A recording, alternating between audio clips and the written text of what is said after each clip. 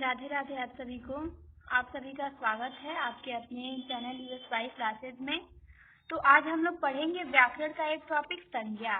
ठीक, संज्ञा पढ़ेंगे, फिर इसके बाद सर्वनाम पढ़ेंगे, फिर विशेषण पढ़ेंगे, क्रिया पढ़ेंगे। ठीक, सभी पढ़ेंगे। पहले हम संज्ञा के बारे में देखते हैं। हमें संज्ञा के बारे में जानना है, संज्ञा के बारे में पढ़ना है। तो आज हम पढ़ेंगे केवल संज्ञा के बारे में। ठीक, तो संज्ञा के बारे में हम क्या पढ़ेंगे? तो इसमें संज्ञा के बारे में 6 चीजें हम पढ़ेंगे। पहला क्या पढ़ेंगे? कार्य और भेद। दूसरा क्या पढ़ेंगे? संज्ञा का रूपांतरण, लिंग, वचन, कारक, पद परिचय। ठीक, इस चैप्टर में इतना पढ़ना है, पर हमें केवल संज्ञा पढ़ना है। चलिए, तो संज्ञा के बारे में हम देखते हैं कि संज्ञा का कार्य और भेद देखेंगे। संज्ञा का कार्य और भेद क्या है? ठीक, तो दिया है इसमें कि संज्ञा उस विकारी शब्द को कहते हैं। संज्ञा की परिभाषा है। आखिर संज्ञा कहते किसे हैं? तो संज्ञा, ये ध्यान देना है पहले कि संज्ञा विकारी शब्द है। पूछता है कि संज्ञा विकारी है कि अविकारी है, तो ये ध्यान देना है कि संज्ञा क्या है? विकारी शब्द है। ठीक, तो ये ध्यान देंगे कि परिभाषा आप देखेंगे कि संज्ञा उस विकारी शब्द को कहते हैं जिससे किसी विशेष वस्तु, भाव और जीव के नाम का बोध हो। ठीक, किसे कहते हैं संज्ञा? तो संज्ञा उसे कहते हैं, उस विकारी शब्द को कहते हैं जिससे किसी विशेष वस्तु, भाव और जीव के नाम का बोध हो। यहाँ वस्तु शब्द का प्रयोग व्यापक अर्थ में हुआ है, जो केवल प्राणी और पदार्थ का वाचक नहीं वरन उनके धर्मों का भी सूचक है। साधारण अर्थ में वस्तु का प्रयोग इस अर्थ में नहीं होता, अतः वस्तु के अंतर्गत प्राणी, पदार्थ और धर्म आते हैं। इन्हीं के आधार पर संज्ञा के भेद किए गए हैं। ठीक, तो परिभाषा पे केवल ध्यान देंगे आप लोग कि संज्ञा किसे कहते हैं। तो संज्ञा उस विकारी शब्द को कहते हैं जिससे किसी विशेष वस्तु, भाव और जीव के नाम का बोध हो। चलिए, तो संज्ञा की परिभाषा हमने देख लिया। अब हम देखेंगे संज्ञा के भेद। क्या देखेंगे? तो संज्ञा के भेद देखेंगे हम। ठीक, संज्ञा के भेद देखेंगे हम सभी। तो संज्ञा के भेद कितने हैं? तो संज्ञा के भेद 5 हैं। कितने भेद हैं संज्ञा के? तो 5 भेद हैं। जब व्युत्पत्ति के आधार पे पूछेगा कि व्युत्पत्ति के आधार पे संज्ञा के भेद बताइए, तब 3 बताएंगे, और जब अर्थ के आधार पे पूछेगा तब 5 बताएंगे। ठीक, अर्थ के आधार पे संज्ञा के कितने भेद हैं? तो 5 भेद हैं। व्युत्पत्ति के आधार पे कितने भेद हैं? तो 3 भेद हैं।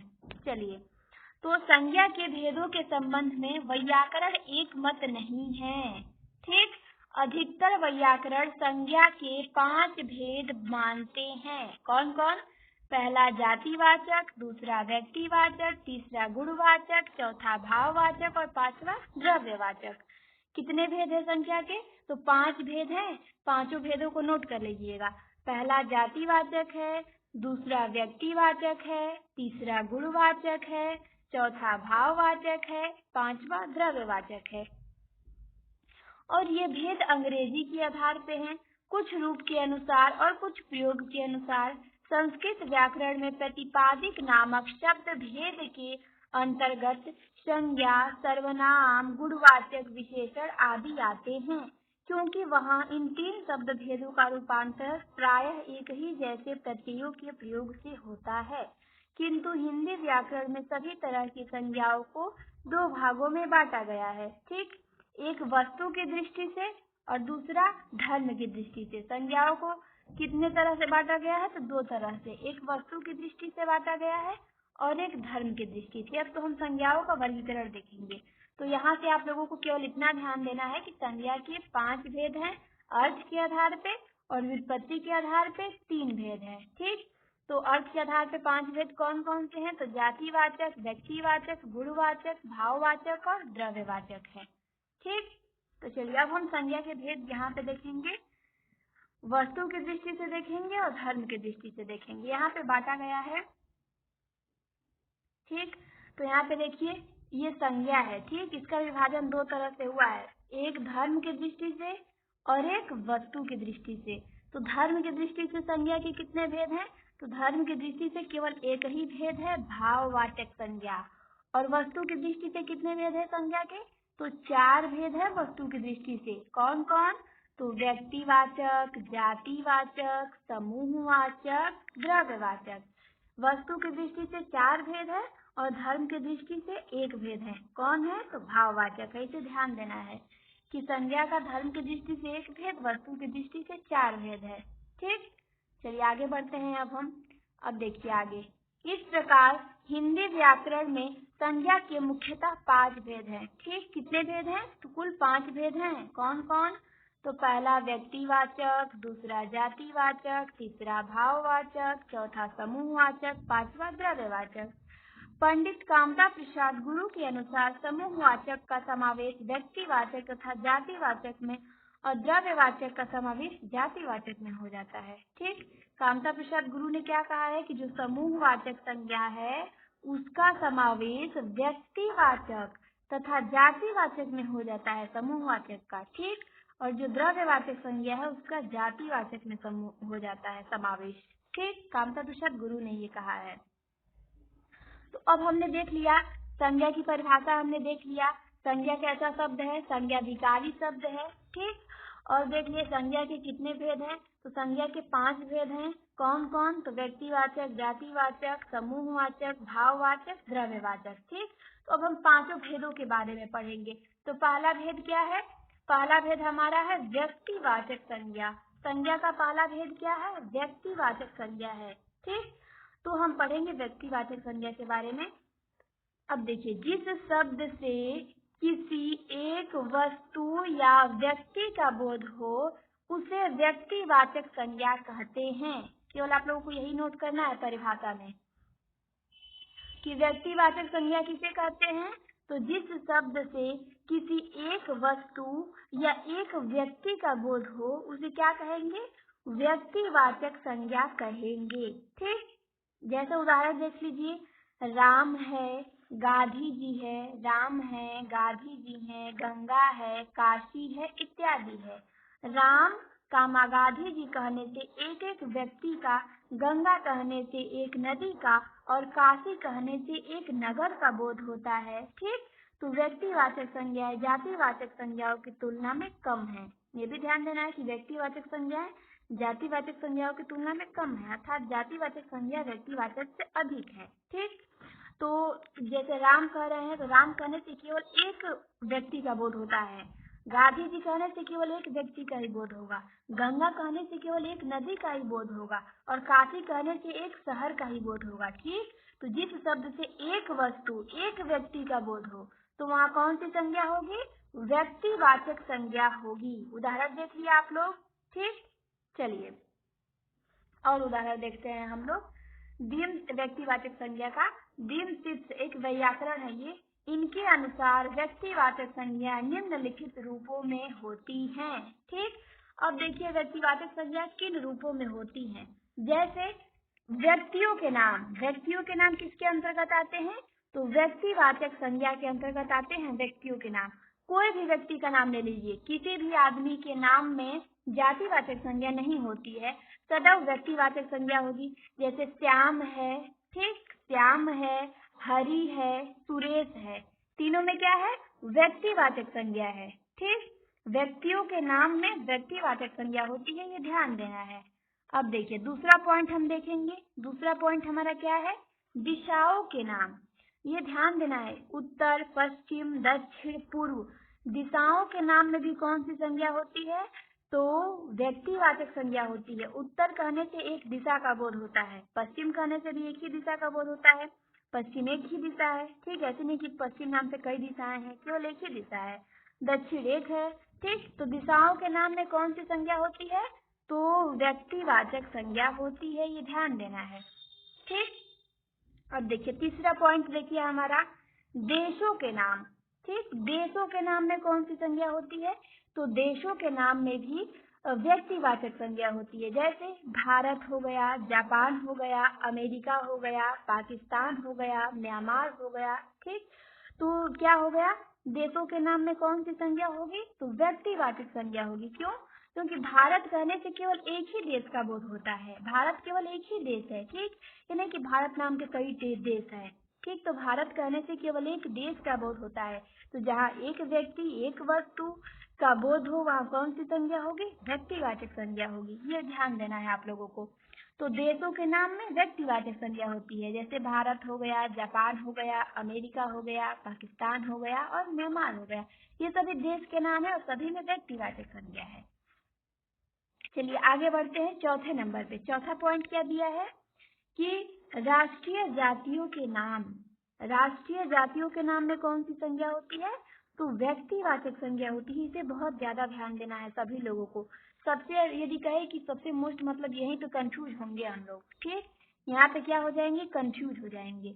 यदि पूछेगा भारतीय में कौन सी संज्ञा है, तो हम लोग सोचेंगे कि भारतीय कहने से सभी भारत के लोगों का बोध हो रहा है। ठीक, तो यहाँ पे राष्ट्रीय जातियों की बात की गई है। तो राष्ट्रीय जातियों में जैसे भारतीय है, रूसी है, अमेरिकी है, तो इनमें कौन सी संज्ञा है? तो व्यक्तिवाचक संज्ञा है। भारतीय, रूसी, अमेरिकी कौन सी संज्ञा है?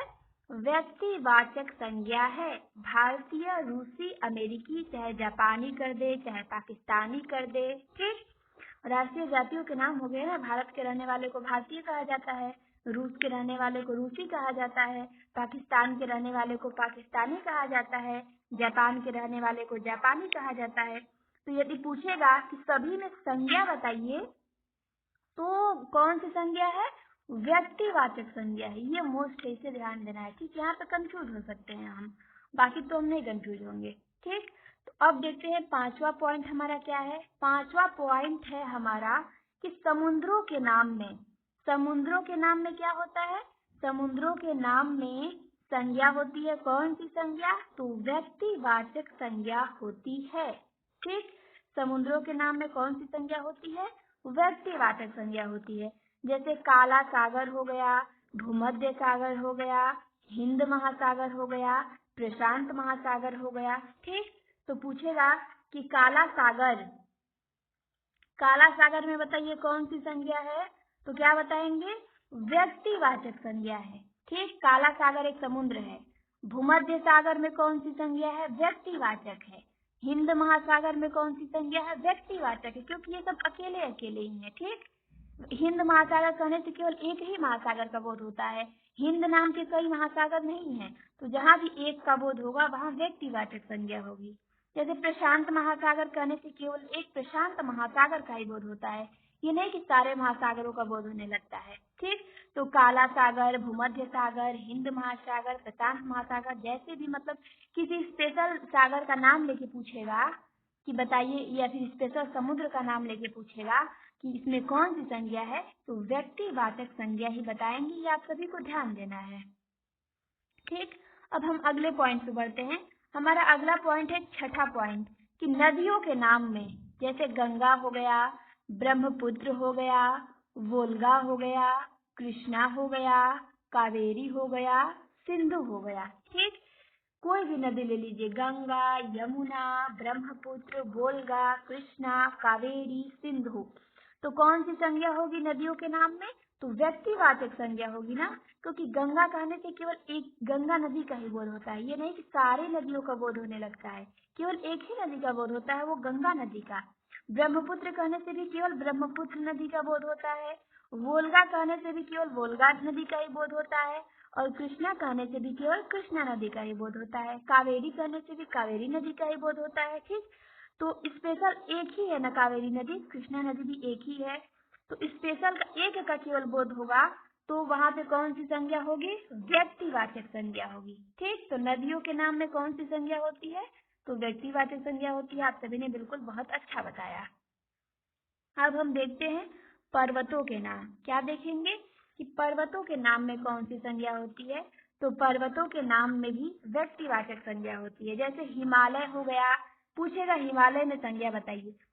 हिमालय केवल एक ही है ना, हिमालय कहने से केवल एक हिमालय पर्वत का ही बोध होता है, ये नहीं कि सारे पर्वतों का बोध होने लगेगा हिमालय का नाम ले लेंगे तो। ठीक, तो हिमालय कहने से केवल हिमालय पर्वत मतलब एक हिमालय पर्वत का ही बोध होता है, तो इसीलिए यहाँ पे व्यक्तिवाचक संज्ञा है। और विंध्याचल कहने से भी केवल एक ही विंध्याचल पर्वत का बोध होता है। अलकनंदा से भी केवल एक ही का बोध होता है। और कराकोरम से भी कराकोरम पर्वत का ही बोध होता है। ठीक, तो हिमालय, विंध्याचल, अलकनंदा, कराकोरम सभी में कौन सी संज्ञा है? तो व्यक्तिवाचक संज्ञा है, ये ध्यान देना है।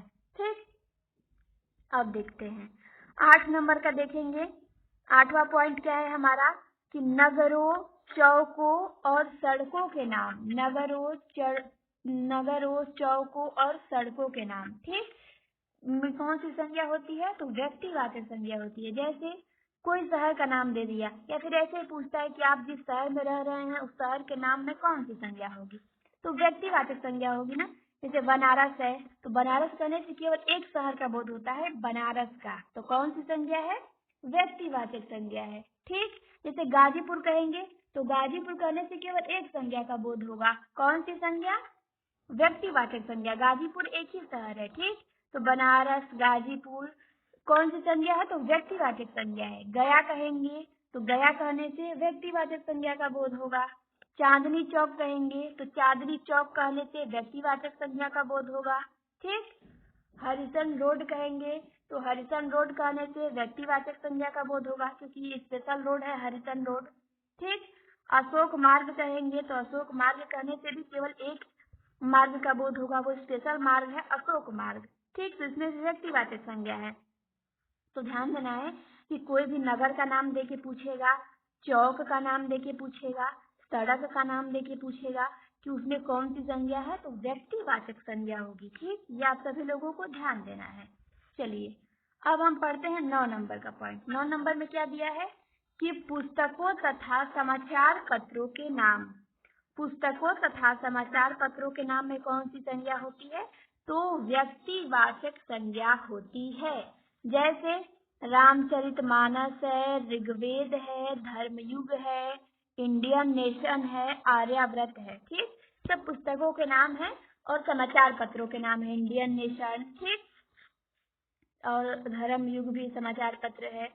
तो इसमें कौन सी संज्ञा है? तो व्यक्तिवाचक संज्ञा है। जैसे रामचरितमानस, तो पूछेगा रामचरितमानस में संज्ञा बताइए, तो व्यक्तिवाचक बताएंगे। क्यों? क्योंकि इससे केवल एक ही किताब का बोध होता है ना।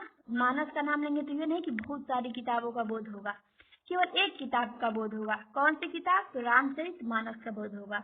ऋग्वेद कहने से केवल अकेले ऋग्वेद का ही बोध होगा, धर्मयुग कहने से धर्मयुग का ही बोध होगा, ठीक। तो एक एक का बोध हो रहा है ना, तो कौन सी संज्ञा होगी?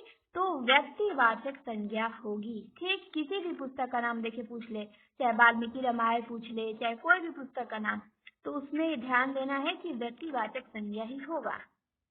चलिए अब हम पढ़ते हैं 10वां पॉइंट। 10वां पॉइंट में क्या दिया है कि ऐतिहासिक युद्धों और घटनाओं के नाम, ऐतिहासिक युद्धों और घटनाओं के नाम में भी कौन सी संज्ञा होती है?